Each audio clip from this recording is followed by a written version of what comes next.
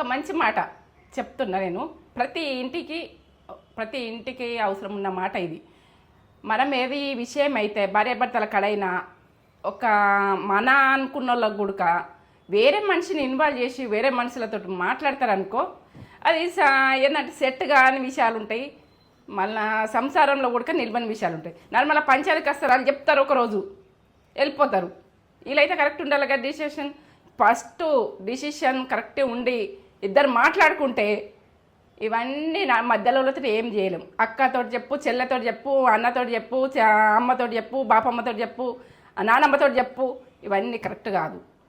ఒక్క మెయిన్ మనుషులు భార్యాభర్తల కన్నా అయితే డిస్కషన్ చేసుకోవాలి. ఇంకో వేరే మనిషికి వినిపించని వాళ్ళే ఆ సంసారం మంచిగా ఉంటుంది. నాకే తెలిసింది అది. అందులో పొరపాటు జరిగి జీవితం అంతా పొరపాటే ఉంటుంది. ఆ పొరపాటు చేసుకోవద్దు. వేరే మనిషిని ఇన్వాల్వ్ చేయొద్దు. నాదే